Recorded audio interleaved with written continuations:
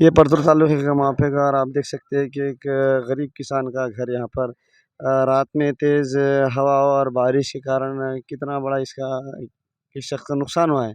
शासन ने ऐसे गरीब लोगों की जल्दी से जल्दी मदद करना चाहिए, ख़ास करके यहाँ के जो नेता है, जो लीडर लोग हैं, उन्होंने भी सामने आकर कम से कम ज़रूरत ज़िंदगी उनकी ज़िंदगी गुज़र बसर हो, क्विक एक्शन लेते हुए थोड़ी बहुत तो भी कुछ ना कुछ इनकी मदद करना चाहिए। लेकिन ऐसा मामला तो परतूर तालुके लेवल पे नहीं दिखा।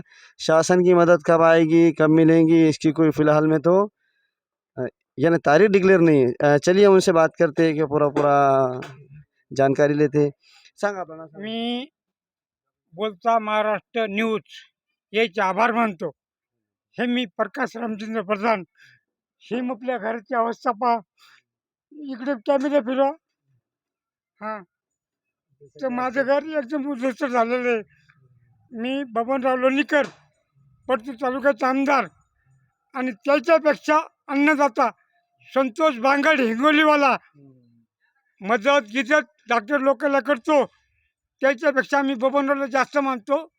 पण आता ते माणूस जी आहे कळमनुरी तालुक्याला म्हणला आहे, नाही तर त्या माणसांनी तातडीनं आला असता आणि मापेगावची मदत केली असती.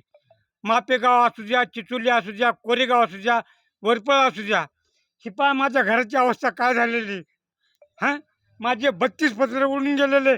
फक्त तुमच्या समोर दिसेल हे 4 पत्र, एक पत्रसुद्धा हाती नाही लागलेले. हां, मला फक्त एवढं, बबनराव लोणीकर साहेब तुमच्या पाया पडतो, फक्त मला मदत करा, बाकी काय नाही. हो, आणि संतोष बांगरसारखं तुम्ही जर काम केलं तर तुम्ही आहे जोपर्यंत तुम्हीच ह्या परतूर तालुक्याचे आमदार खासदार बबन भैया लोणीकर सुद्धा ह्या वर्षी आमदार होणार. आता आम्ही बबनराव लोणीकर रिटायर करणार, भैयाला संधी देणार. हां, असे फक्त एवढी मदत करा आम्हाला, फक्त बाकी काय नाही. आमची हीच कृपा आहे. बस, आम्ही गरीब माणसं आहेत.